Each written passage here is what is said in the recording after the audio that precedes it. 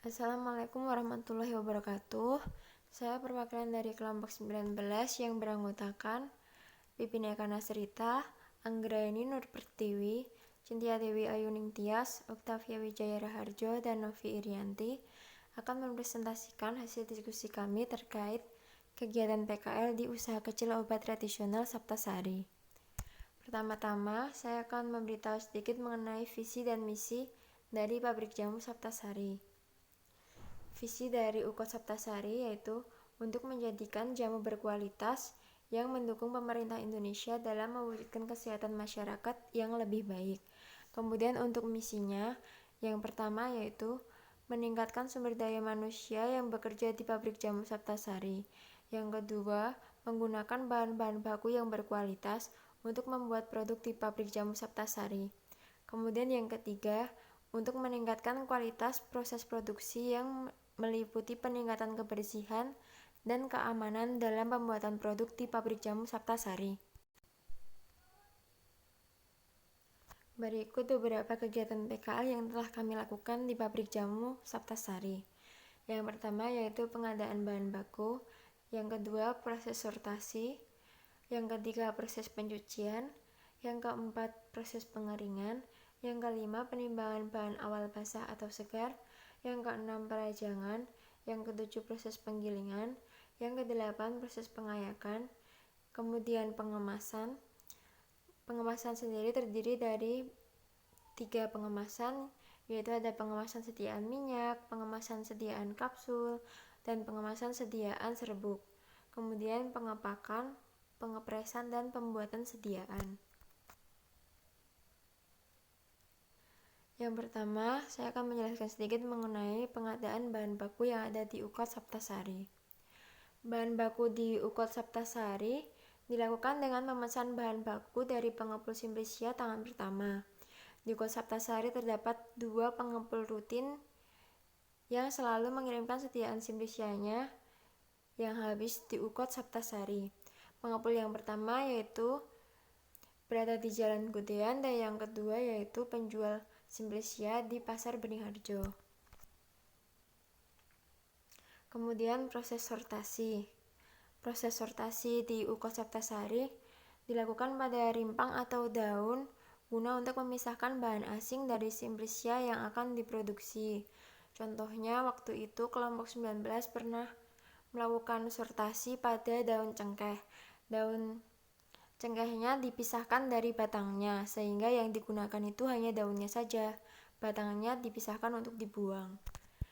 Kemudian proses pencucian. Pencucian di UKOD Saptasari hanya berlangsung sekali dalam seminggu, yaitu biasanya pada hari Senin pagi pukul 7:30 waktu Indonesia Barat.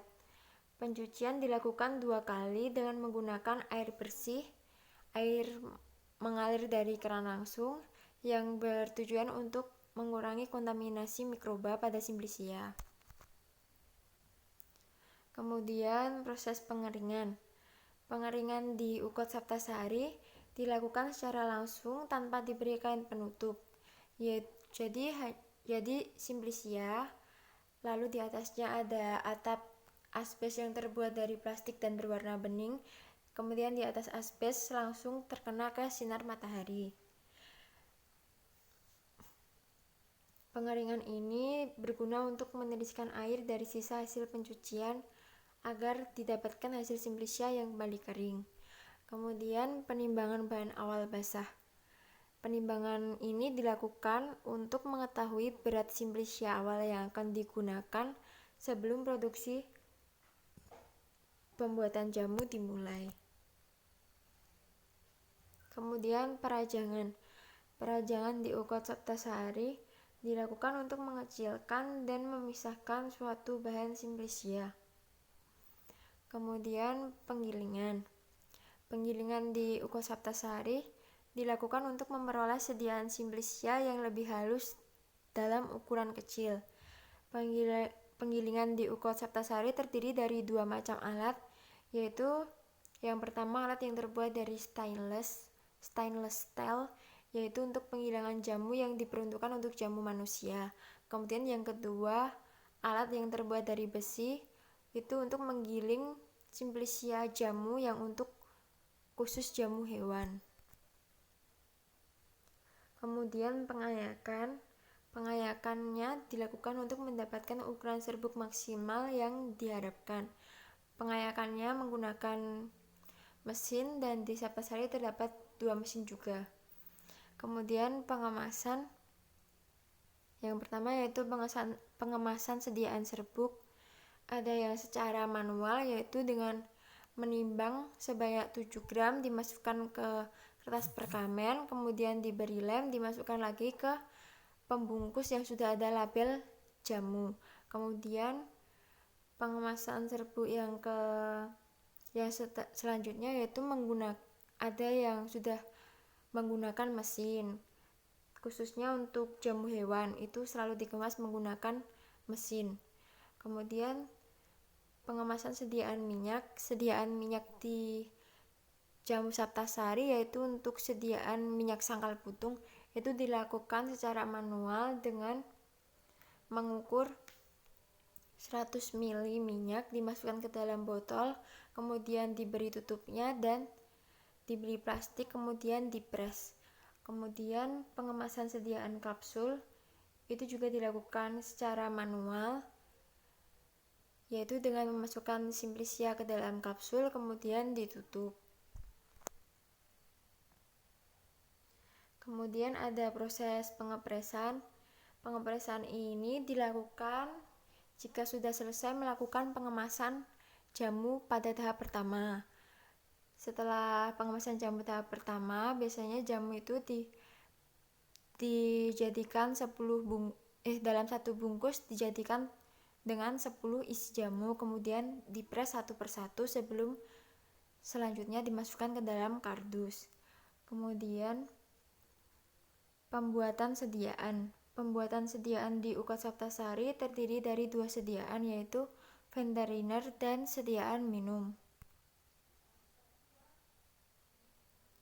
Kemudian distribusi produk di Ukot Saptasari.